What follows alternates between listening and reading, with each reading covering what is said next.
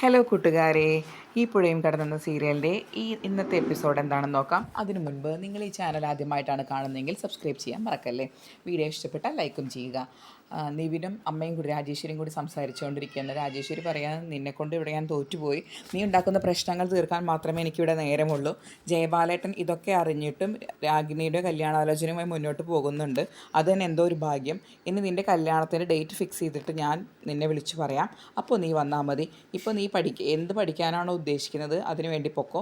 Photography പഠിക്കണമെന്ന് പറഞ്ഞിരുന്നല്ലോ, അത് വേണമെങ്കിൽ പോയി കംപ്ലീറ്റ് ചെയ്തോ. അല്ലെങ്കിൽ ബിസിനസ് അഡ്മിനിസ്ട്രേഷനാണ് പഠിക്കുന്നതെങ്കിൽ അത് പഠിക്കാൻ പൊക്കോ എന്ന് പറഞ്ഞ് നിവിനെ വഴക്ക് പറയാണ് രാജേശ്വരി.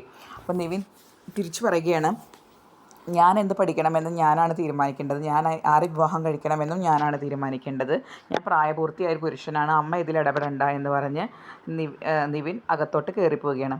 പിറ്റേ ദിവസം രാവിലെ ഗംഗ എണീറ്റ് വീടിൻ്റെ പുറത്തോട്ട് വരുമ്പോൾ വിനീത് നിന്ന് ഫോൺ ചെയ്യുന്നത് കാണാം. അപ്പോൾ വിനീത് ഇങ്ങനെ രഹസ്യം പറയുന്നത് പോലെയാണ് ഫോൺ ചെയ്യുന്നത്. അങ്ങനെ ഗംഗയെ കണ്ടപ്പോൾ ഞാൻ പിന്നെ വിളിക്കാമെന്ന് പറഞ്ഞ് വിനീത് ഫോൺ കട്ട് ചെയ്യാണ് ചെയ്യുന്നത്. അപ്പോൾ വിനീതിൻ്റെ അടുത്ത് ഗംഗ വന്ന് ചോദിക്കും, വിനീതേട്ടൻ ആരാ വിളിച്ചത് എന്ന്. അവനിങ്ങനെ ഉഴപ്പി മാറുകയാണ്, ആരാണെന്ന് പറയാതെ ഇങ്ങനെ ഉഴപ്പി മാറും, ഫോൺ ഒളിപ്പിക്കുകയൊക്കെ ചെയ്യണം. അപ്പോൾ വിനീതേട്ട ഫോൺ ഇങ്ങത്താ എന്ന് പറയും.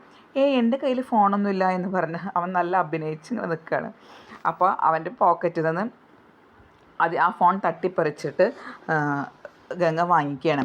എന്നിട്ട് പറയും, വിനീതേട്ടൻ ഇപ്പോൾ എല്ലാ സമയവും ഒരു കാമുകിയുമായിട്ടാണ് സംസാരിച്ചുകൊണ്ടിരിക്കുന്നത്, അതിനി പറ്റില്ല, അത് നമ്മുടെ ഈ കുടുംബത്തിൻ്റെ ഭദ്രതയ്ക്ക് പ്രശ്നമാകും, അതുകൊണ്ട് ഇനി വിനീതേട്ടൻ്റെ കാമുകിയെ വിളിക്കാൻ പറ്റില്ല.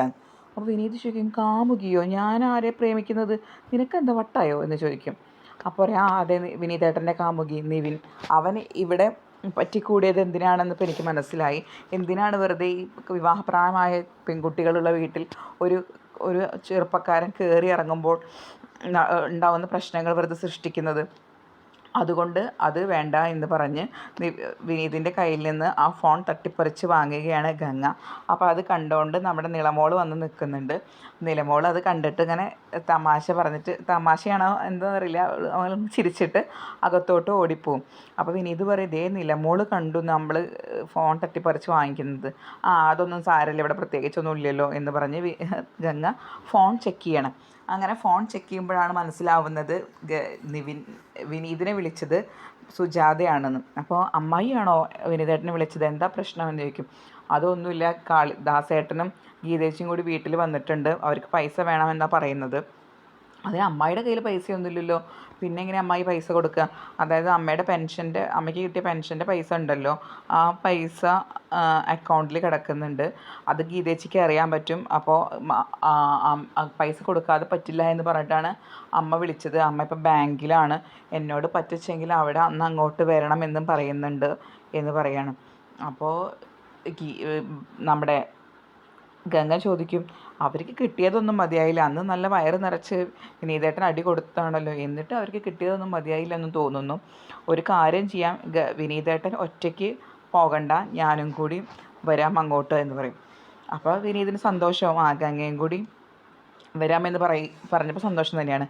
അപ്പോൾ ഗംഗ പറയും, വേറൊരു കാര്യം കൂടി എനിക്ക് പറയാനുണ്ട് വിനീതേട്ടൻ്റെ അടുത്ത്, ഇനി നിവിനായിട്ട് കൂട്ടൊന്നും കൂടിയിട്ട് ഇങ്ങോട്ട് തന്നെ കൊണ്ടുവരൊന്നും ചെയ്യരുത്. പിന്നെ കാണിക്കുന്നത് നമ്മുടെ കാവേരി റോഡിൽ നിന്ന് കാണുന്ന നിവിനെയാണ്.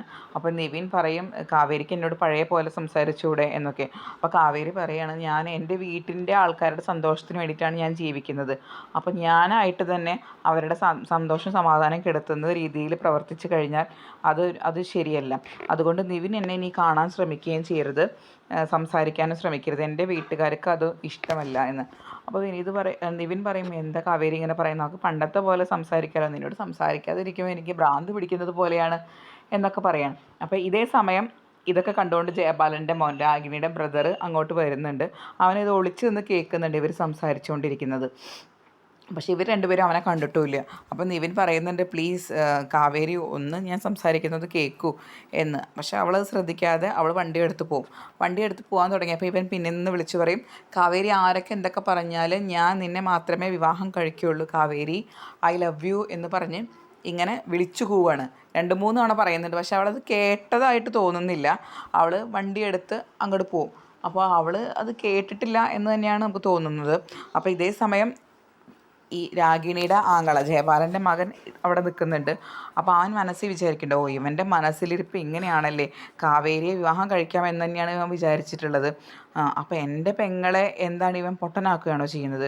രാഗിണീച്ചിൻ്റെ കാര്യം ഇങ്ങനെ പോയാൽ കഷ്ടമാവുമല്ലോ, എന്തായാലും ഇത് അച്ഛനോട് പറയണം എന്നുറപ്പിച്ചുകൊണ്ടാണ് അവൻ നിൽക്കുന്നത്. അപ്പോൾ പിന്നാലെ നിവിൻ ഇങ്ങനെ വിളിച്ചു പറഞ്ഞുകൊണ്ടിരിക്കുന്നുണ്ട്, ആരൊക്കെ എന്തൊക്കെ പറഞ്ഞാലും ഞാൻ നിന്നെ മാത്രമേ വിവാഹം കഴിക്കുകയുള്ളൂ Kaveri, I love you I love you I love you എന്ന് പറഞ്ഞിങ്ങനെ വിളിച്ച് പറഞ്ഞുകൊണ്ടിരിക്കുന്നുണ്ട്, കുറേ നേരം പറയുന്നുണ്ട്.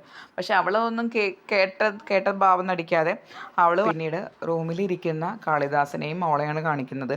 അപ്പോൾ ദാസൻ പറയും, ഇടി നീ നിൻ്റെ അമ്മയെ പോയിട്ടൊന്ന് വിളിച്ചു വിടുന്നേ, നിൻ്റെ അമ്മയെ കാണുന്നില്ലല്ലോ, ഒരു ഗ്ലാസ് വെള്ളം എടുക്കാൻ പോയതാണല്ലോ നിൻ്റെ അമ്മ, പോയി വിളിച്ചു കൊണ്ടുപോയോ എന്ന് പറയും. അപ്പോൾ ഗീത അവിടെ നിന്ന് വിളിച്ചു പറയും, ഞാൻ മരിച്ചിട്ടൊന്നുമില്ല, ഇതാ വെള്ളം കൊണ്ട് ഇതാ വരുന്നു എന്ന് പറഞ്ഞ് ഗീത വെള്ളം കൊടുക്കുകയാണ്. അപ്പോൾ വെള്ളം കുടിക്കുമ്പോൾ ദാസന് കഴുത്തൊക്കെ നല്ല വേദനയുണ്ട്, ഷോൾഡറൊക്കെ. പറയേണ്ടത്, നിൻ്റെ അമ്മയെ കാണുന്നില്ലല്ലോ, നിൻ്റെ അമ്മയെ നീ വിളിച്ചു നോക്കിയോ എന്ന്. ആ അമ്മയെ ഞാൻ വിളിച്ചു നോക്കി ദാസേട്ടാ, പക്ഷേ അമ്മ ഫോൺ എടുക്കുമ്പോൾ ഭയങ്കര ബഹളമാണെന്ന് തോന്നുന്നു, ഒരു ജാഥയുടെ സൗണ്ട് പോലെയൊക്കെ തോന്നുന്നുണ്ട്. അതിന് നിൻ്റെ അമ്മ ബാങ്കിലല്ലേ പോയിട്ടുള്ളത്, അല്ലാതെ ജാഥയുടെ ഇടയിലല്ലല്ലോ. അതറിയില്ല ദാസേട്ട, എന്തായാലും നല്ല സൗണ്ട് കേൾക്കുന്നുണ്ട്. അത് ശരിയാണ്, ചിലപ്പോൾ നിൻ്റെ അമ്മ ഇനി എനിക്ക് പൈസ തരാനുള്ള അടവുകളൊക്കെ നോക്കുമായിരിക്കും.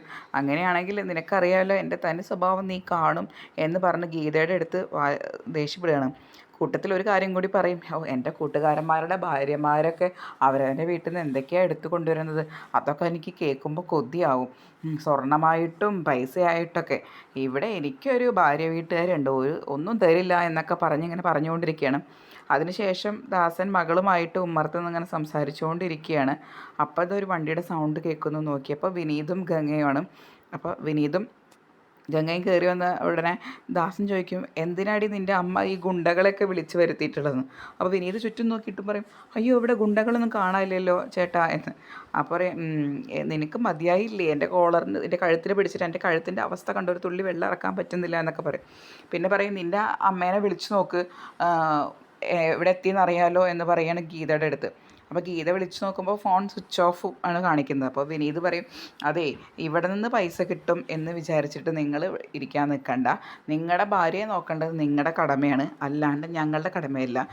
ചേച്ചീനെ കല്യാണം കഴിച്ചു വരുമ്പോൾ തരേണ്ടതൊക്കെ തന്നിട്ട് തന്നെയാണ് ഞങ്ങൾ ഇരിക്കുന്നത്. അതിന് പുറത്ത് ഇനി പൈസയോ എന്തെങ്കിലും വേണം വിചാരിച്ച് ഇവിടെ വന്നിട്ട് നമ്പർ ഇറക്കാൻ നിൽക്കണ്ട എന്ന് പറയണം.